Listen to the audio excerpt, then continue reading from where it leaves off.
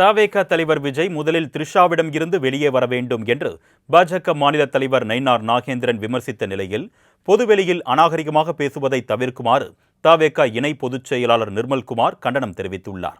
இருவரின் கருத்துக்களையும் தற்பொழுது பார்க்கலாம். பாவம், அவர் அனுபவமே இல்லாதவர். முதல்ல வீட்டிலிருந்து வெளியே வரணும். த்ரிஷாவிட்டிருந்து முதல்ல வெளியே வந்தால் தான் முதல்ல எல்லாமே நடக்க முடியும். அதாவது கூரை ஏறி கோழி பிடிக்க முடியாதவன் வானம் ஏறி வைகுண்டம் போக முடியுமா? இதுதான் விஜய்க்கு பதில். கூரை ஏறி கோழி பிடிக்க முடியாதவன் வானம் ஏறி வைகுண்டம் போக முடியுமா? ஒரு காலம் முடியாது. இதெல்லாம் இப்படி சார் 32% வாக்கு இருக்குன்னு தான் ஒரு நடிகர்னால சொல்ல முடியுமா? முதல்ல குடும்பத்திலிருந்து வீட்டிலேருந்து வெளியே வரணும் சார்.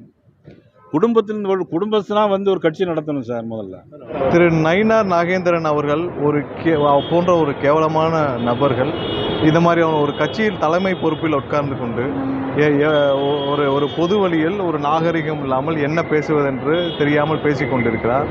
அவர்கள் அனைவரும் ஜெயிக்கப் போவதில்லை. அவர்களை மக்கள் புறக்கணித்து விட்டார்கள். அவர்கள் எந்த இடத்திலும் ஒரு ஓட்டு கூட வாங்கப் போவதில்லை. ஏற்கனவே நோட்டாவுக்கு கீழே இருந்தவர்கள் இன்று அதைவிட கேவலமான ஒரு தோல்வியை தழுவப் போகிறார் என்று தெரிந்து இன்னைக்கு அவர் பொது வழியில் கேவலமாக தரைக்குறைவாக பேசி வருகிறார். கடைசி வரைக்கும் திரு நயினார் அரசியல்வாதியே ஆக போகிறதில்ல. அவர் கடைசி வரைக்கும் ஒரு பிஸ்னஸ் மேனை தான் அவர் காட்டிகிட்டு இருக்கிறாரு. ஒன்று அவர் எல்லாரும் பண்ணையாருங்கிறாங்க, இல்லாட்டி அவர் அந்த ஊரில் ஹோட்டல் பிஸ்னஸ் பண்ணிகிட்டு இருக்கிறார். அவர் கடைசி வரைக்கும் அரசியல்வாதியாக முயற்சி செய்து கொண்டிருக்கும் ஒரு நபராகத்தான் அறியப்படுகிறார். அவருக்கு இதை தவிர அவர்கிட்ட நம்ம பெருசாக ஒன்றும் எதிர்பார்க்க முடியாது. அவருக்கு எந்தவித நோக்கமும் கிடையாது, ஒரு அரசியல் நோக்கமும் கிடையாது. ஒரு ஆட்சிக்கு ஏதாவது மக்களுக்கு செய்யணுன்றது மக்கள்கிட்ட கனெக்ட் இல்லாத ஒரு பர்சன் நயினார் நாகேந்திரன். அவரை போன்ற நபர்கள் இது மாதிரியான தரைக்குறைவான பேச்சுக்களை குறைத்து கொள்ள வேண்டும். இந்த தேர்தலில் அவர் கண்டிப்பாக படுதோல்வி அடைவார் என்பதில் எந்த மாற்று கருத்தும் இல்லை. தவேக தலைவர் விஜய் முதலில் த்ரிஷாவிடம் இருந்து வெளியே வர வேண்டும் என்று பாஜக மாநில தலைவர் நயினார் நாகேந்திரன் விமர்சித்த நிலையில் பொதுவெளியில் அநாகரிகமாக பேசுவதை தவிர்க்குமாறு தவேக இணை பொதுச் செயலாளர் நிர்மல்குமார் கண்டனம் தெரிவித்துள்ளார்.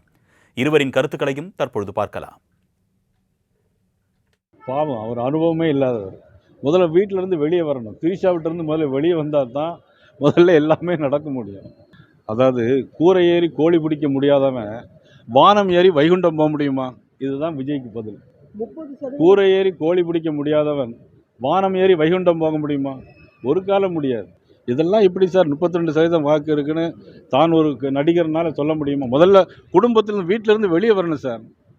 குடும்பத்தினா ஒரு கட்சி நடத்தணும் சார். முதல்ல திரு நயினார் நாகேந்திரன் அவர்கள் போன்ற ஒரு கேவலமான நபர்கள் இந்த மாதிரி அவங்க ஒரு கட்சியில் தலைமை பொறுப்பில் உட்கார்ந்து கொண்டு ஒரு பொது வழியில் ஒரு நாகரிகம் இல்லாமல் என்ன பேசுவதென்று தெரியாமல் பேசிக் கொண்டிருக்கிறார்.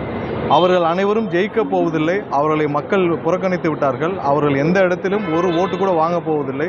ஏற்கனவே நோட்டாவுக்கு கீழே இருந்தவர்கள் இன்று அதைவிட கேவலமான ஒரு தோல்வியை தழுவப் போகிறார் என்று தெரிந்து இன்னைக்கு அவர் பொது வழியில் கேவலமாக தரைக்குறைவாக பேசி வருகிறார். கடைசி வரைக்கும் திரு நயினார் அரசியல்வாதியே ஆக போகிறதில்ல. அவர் கடைசி வரைக்கும் ஒரு பிஸ்னஸ் மேனை தான் அவர் காட்டிகிட்டு இருக்கிறாரு. ஒன்று அவர் எல்லாரும் பண்ணையாருங்கிறாங்க, இல்லாட்டி அவர் அந்த ஊரில் ஹோட்டல் பிஸ்னஸ் பண்ணிகிட்டு இருக்கிறார். அவர் கடைசி வரைக்கும் அரசியல்வாதியாக முயற்சி செய்து கொண்டிருக்கும் ஒரு நபராகத்தான் அறியப்படுகிறார். அவருக்கு இதை தவிர அவர்கிட்ட நம்ம பெருசாக ஒன்றும் எதிர்பார்க்க முடியாது. அவருக்கு எந்தவித நோக்கமும் கிடையாது, ஒரு அரசியல் நோக்கமும் கிடையாது. ஒரு ஆட்சிக்கு ஏதாவது மக்களுக்கு செய்யணுன்றது மக்கள்கிட்ட கனெக்ட் இல்லாத ஒரு பர்சன் நயினார் நாகேந்திரன். அவரை போன்ற நபர்கள் இது மாதிரியான தரைக்குறைவான பேச்சுக்களை குறைத்து கொள்ள வேண்டும்.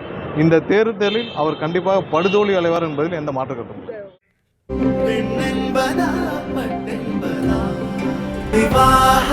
மணப்பெண்ணின் பிரத்யேகமான திருமணம் விவாஹா தி சென்னை சில்க்ஸ்.